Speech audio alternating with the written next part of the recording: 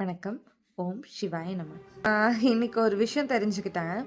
அந்த காலத்துல முனிவர்கள், மகரிஷிகள் இவங்க எல்லாருமே பார்த்தீங்கன்னா, முடி நெறைய வச்சிருப்பாங்க.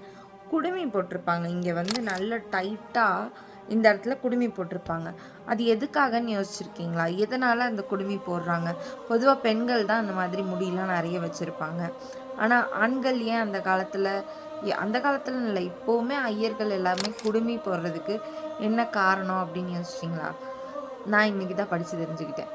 என்ன அப்படின்னா, குடுமி போடுறதுனால நமக்கு என்ன நல்லது கிடைக்குது அப்படின்னு பார்த்தீங்கன்னா, அதாவது அந்த காலத்துல சித்தர்கள், மகான்கள் எல்லாருமே அதிகமான தவம் பண்ணுவாங்க. ஸோ தவம் பண்ணும்போது என்ன ஆகும் அப்படின்னா, அந்த கதிர்கள் ஒவ்வொரு கிரகங்கள் கிட்ட இருந்தும் நம்மளுக்கு வர்றது அந்த கதிர்கள் தான் இல்லையா?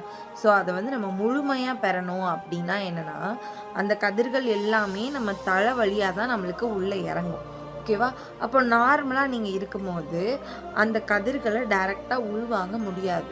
அப்போ முடி நெறைய வச்சு, அந்த முடி எல்லாத்தையும் எடுத்து இங்க நல்லா டைட்டா முடிச்சு போடும்போது, நம்ம தலையில இருக்க துவாரங்கள்லாம் விரியுமாமா. அந்த விரிஞ்சிருக்கும்போது, நம்ம அதிகாலையில எந்திரிச்சு நம்ம அந்த தியானம் பண்றது, யோகா பண்றது, இது எல்லாமே அதிகாலையில பண்றதுக்கான காரணமும் கூட அதுதான்.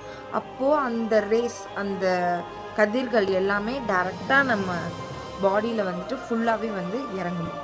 ஸோ இதுக்காக தான் குடுமி போட்டிருக்காங்க அப்ப இருக்கவங்கலாம். ஸோ ரொம்பவே இன்ட்ரெஸ்டிங்கா இருந்துச்சு படிக்கும்போது, படிச்சு தெரிஞ்சுக்கும்போது. ஸோ இதுவும் என்னோட இதெல்லாம் அனைத்தும் உன்னுடைய இதய அருளால அருளாச்சலா.